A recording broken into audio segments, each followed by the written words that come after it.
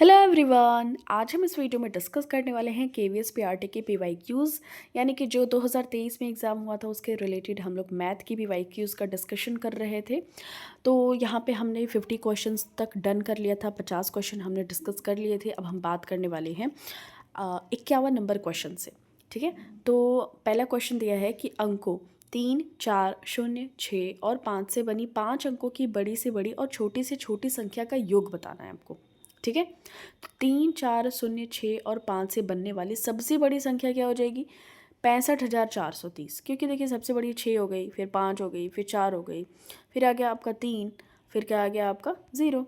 तो ये सबसे जो बड़ी संख्या हो जाएगी ये हो जाएगी 65,430। अब इसी का जस्ट उल्टा कर देना है, लेकिन उल्टा करने के क्रम में आपको ये ध्यान में रखना है, पहले 0 नहीं लगाना है, पहले क्या लगेंगे 3।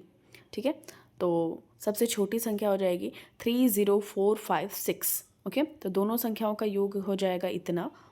ऑप्शन नंबर आपका ए करेक्ट आंसर हो जाएगा 95,886। ठीक है, अब यहाँ पे नेक्स्ट क्वेश्चन है 40,40,40,040 है। 40,40,40,040, तो ये 2023 में ही पूछा गया था। तो 40 मिलियन को क्या लिखेंगे? देखिए, इकाई, दहाई, सैकड़ा, हज़ार, 10,000, लाख, 10 लाख, करोड़। सही है, इकाई, दहाई, सैकड़ा, हज़ार, 10,000, लाख, 10 लाख, करोड़। तो 4 करोड़ यानी 40 मिलियन। ठीक है, तो 4 करोड़ प्लस ये हो जाएगा 40,000। ठीक है, और ये 40 हो जाएगा। ठीक है, 1 मिलियन में कितने होते हैं 0? तो 3 3 6, मतलब कि इकाई, दहाई, सैकड़ा, हज़ार, 10,000, लाख, 10 लाख। तो ये हो जाएगा, ये आपका हो जाएगा 4 करोड़, ये 40,000, ये 40। ठीक है, तो 1 मिलियन में आपको 10 लाख ऐसे याद कर लेना है बस। तो आपका सब योग करेंगे ना, तो ऑप्शन नंबर आपका सी करेक्ट आंसर यहाँ पे हो जाएगा। एक 5 अंकों वाली सबसे बड़ी संख्या में 10 जोड़ने पर क्या प्राप्त होगा? तो 5 अंकों वाली सबसे बड़ी संख्या में 10 जोड़ने पर क्या प्राप्त होगा? 5 अंकों वाली सबसे बड़ी संख्या 99,999, इसमें 10 जोड़ दिया तो ऑप्शन नंबर आपका डी करेक्ट आंसर यहाँ पे हो जाएगा। अब यहाँ पे बात कर रहे हैं इकाई, दहाई, सैकड़ा, हज़ार, 10,000। तो 10,100 में कौन सी सबसे छोटी संख्या जोड़ी जाए कि योगफल 49 से पूर्णतः विभाजित हो जाए?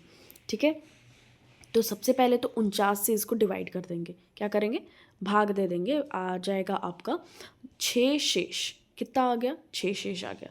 तो पूर्णतः विभाजित करनी है ना, तो 49 में से ही, इसमें से ही इसको माइनस कर देंगे। तो कितना आ जाएगा? 43। तो ऑप्शन नंबर आपका सी करेक्ट आंसर हो जाएगा कि ये शेष भी ना बचे, इसका मतलब इसको ही इसमें से घटा देना है। मतलब सबसे छोटी संख्या कौन सी जोड़ी जाएगी योगफल 49 से पूर्णतः विभाजित हो जाएगा? तो ये आपका 43 जोड़ा जाएगा, तो 49 से पूर्णतः विभाजित हो जाएगा। ठीक है, तो इसमें अगर हम 43 और जोड़ देंगे तो ये 49 से पूर्णतः विभाजित हो जाएगा। नेक्स्ट क्वेश्चन देखते हैं। 4 मेज़ों का मूल्य 10 कुर्सियों के मूल्य के बराबर है। मतलब 4 मेज, 4 टेबल बराबर 10 चेयर। ठीक है, 15 कुर्सियों और 2 मेज़ों का मूल्य 4,000 रुपये दिया है। तो इसमें से देखिए 15 कुर्सियों का दिया है और 2 मेज़ों का दिया है। 2 मेज मतलब 2 टेबल और 15 कुर्सियों, 15 चेयर्स का भी दिया है। 12 कुर्सियों, 3 मेज़ों का मूल्य ज्ञात करना है। हालांकि इसको हम लोग एक संख्या से दोनों में गुणा करें और दोनों को इक्वल कर सकते हैं, बट अगर यहाँ पे देखा जाए तो 4 मेज़ों का मूल्य बराबर 10 कुर्सी का मूल्य है। ठीक है, तो एक मेज का मूल्य क्या हो जाएगा? 10/4, मतलब इसे डिवाइड ही तो करेंगे ना, तो एक मेज का मूल्य 10/4 कुर्सी के मूल्य के बराबर होगा। ठीक है, एक मेज बराबर 5/2 कुर्सी, मतलब अगर हम 5 दूनी 10 कर दें और 2 दूनी 4 करें तो एक मेज बराबर 5/2 कुर्सी। तो 15 कुर्सी प्लस 2 मेज, ये पहला हमारा इक्वेशन था। 15 कुर्सी प्लस 2 मेज, 15 कुर्सी और 2 मेज का मूल्य 4,000 रुपये है। तो यहाँ पे हमने लिख दिया 15 कुर्सी 2 मेज का मूल्य 4,000 है। और 15 कुर्सी प्लस 2 गुणे 5/2 कुर्सी, मतलब कि ये 2 मेज तो है ही और ये 5/2 कुर्सी, कुर्सी कुर्सी को एक साथ कर दिया है, तो ये 4,000, ये हमारा इक्वेशन आ गया। क्योंकि एक मेज बराबर 5/2 है तो इसलिए यहाँ पे 5/2 से गुणा कर दी गई है। इसको आप दूसरे मेथड से भी सॉल्व कर सकते हैं, मतलब इक्वेशन बना के दोनों में एक कॉमन संख्या से गुणा करके। तो इस तरीके से अगर 20 कुर्सी का मूल्य करें तो 4000 आ जाएगा और एक कुर्सी का मूल्य 200, ठीक है, क्योंकि 4000 को 20 से डिवाइड करेंगे तो कितना आ जाएगा, 200 आ जाएगा। 20 कुर्सी का मूल्य 4000, ठीक है। ये 20 कुर्सी कहाँ से आई, 2 से 2 को काट दिया तो 15 और 5, 15 5 20, तो 20 कुर्सी का मूल्य 4000 और एक कुर्सी का मूल्य 200। और एक मेज, अब देखिए मेज का भी आ गया, एक मेज का मूल्य 5/2 और एक कुर्सी का मूल्य 200। तो अब इसी को समीकरण में रख देंगे कि 15 कुर्सी 2 मेज बराबर 4000, तो 15 गुणे 200, कुर्सी की मूल्य 200 हो जाएगी और 2 मेज बराबर 4000, तो 2 मेज की वैल्यू कितनी आ जाएगी, 4000 में से 3000 माइनस कर देंगे, कैसे, तो ये 15 दूनी 30, तो ये 3000 आ जाएगा। 2 मेज का मूल्य 1000, कैसे 1000 आया तो 4000 में से 3000 गया, कितना बचा 1000, 2 मेज का मूल्य, एक मेज का मूल्य, अब 2 मेज है तो 1000 की है तो एक मेज ऑब्वियस सी बात है 500 का होगा, तो 12 कुर्सी का मूल्य प्लस 3 मेज का मूल्य ये आ जाएगा 12 कुर्सी, तो कुर्सी एक कुर्सी का मूल्य 200 है, 12 गुणे 200 प्लस 3 गुणे मेज का मूल्य 500 है, ठीक है, तो 2400 प्लस 1500 बराबर 3900। आपको इतना बड़ा मेथड बस ये इस तरीके से समझाने के लिए है। और इस टाइप के जो बड़े बड़े क्वेश्चंस आते हैं DSSS में आते हैं, ठीक है, तो ये आपको इतना ज़्यादा टेंशन नहीं लेना है, अदरवाइज़ ये इजी है, आपको थोड़ा सा बस ये 2015 का क्वेश्चन है। और हमारे नेक्स्ट बात करते हैं, 2 साड़ियाँ और 4 कमीज़ों का मूल्य 1600 है। समान राशि में 1 साड़ी और 6 कमीज़ें भी उपलब्ध हैं। यदि एक व्यक्ति को 12 कमीज़ें खरीदनी हो तो कितनी राशि देनी होगी। ये भी वही सेम टाइप का क्वेश्चन है और DSSS में ही पूछा गया है। और ये जो हम पढ़ते हैं एक चर की रैखिक समीकरण और इस टाइप के क्वेश्चन हैं। तो एक साड़ी का मूल्य मानते हैं x है, एक कमीज़ का मूल्य y है, तो 2x + 4y बराबर 1600, ठीक है। 2x मतलब साड़ी x है और 4y, y क्या है, कमीज है, कितना है 1600 के बराबर है, ठीक है। और x + 6y बराबर 1600, ये कैसे है, तो एक साड़ी मतलब एक साड़ी को हमने x माना है, एक साड़ी तो ये हो जाएगा x प्लस कमीजों को क्या माना है, y माना है, तो 6y बराबर कितना है, ये हमें 1600 दिया है, ठीक है। तो ये दोनों को ही गुणा करते हैं इसमें 2 से, तो हमारा ये फाइनल वैल्यू आ जाएगा -8y बराबर 1600। और यहाँ पे देखिए ये प्लस रहता है, यहाँ पे माइनस कर दिया गया है जोड़ने पर, और नीचे क्या करते हैं माइनस कर देते हैं, तो -8y बराबर -1600, तो y की वैल्यू 8 दूनी 16, तो 200 आ जाएगी। तो 12 कमीज, ये y का मूल्य हो गया 200 और कमीज क्या है, y है, 12 कमीजों का मूल्य 12y बराबर, तो 12 गुणे 200 कितना आ जाएगा, 2400 आ जाएगा आपका, ठीक है। यहाँ पे आपका option number B correct answer यहाँ पे हो जाएगा, ओके।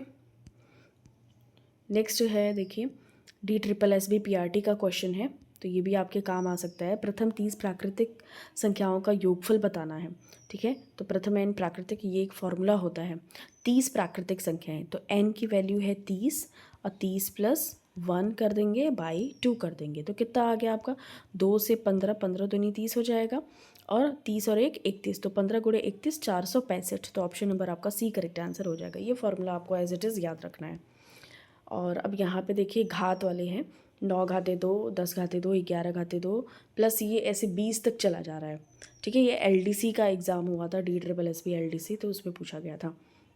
तो ये कैसे करना है, इसका सोल्यूशन किस टाइप में होगा, तो इसका देखिए यहाँ पे ये फॉर्मूला है इस तरीके से, ये लंबा चौड़ा फॉर्मूला है, n+1 2n+1/6, तो ये किसका है, ये घात वाली संख्याओं का है, ठीक है।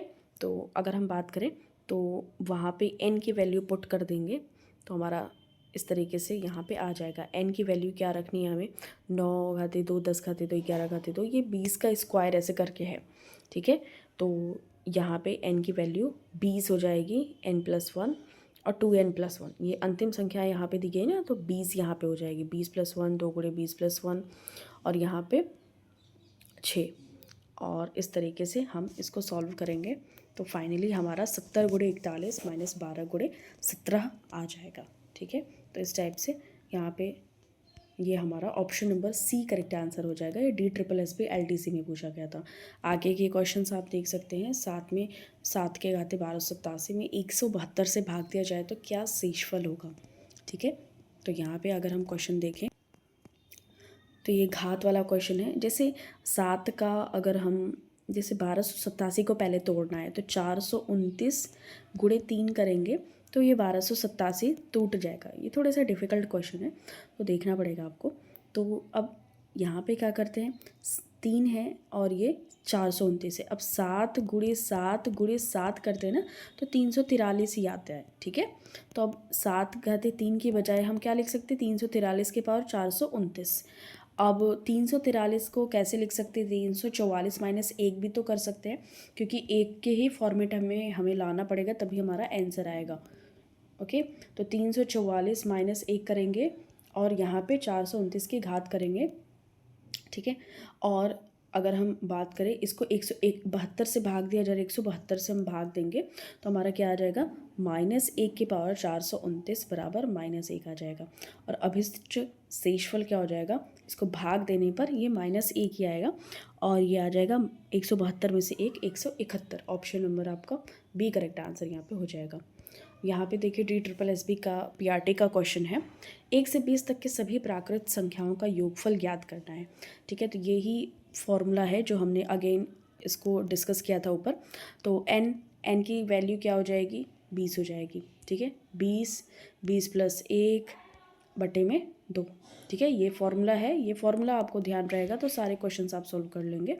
तो 20 1 21 हो जाएगा और ये 2 से 10 गया तो 210 आ जाएगा। 10 गुणे 21 210। ऑप्शन नंबर आपका ए करेक्ट आंसर हो जाएगा। चलिए मिलते हैं फिर आपसे नेक्स्ट वीडियो में। Thank you so much for watching this. मिलते हैं आपसे नेक्स्ट वीडियो में। टिल देन टेक केयर अपना।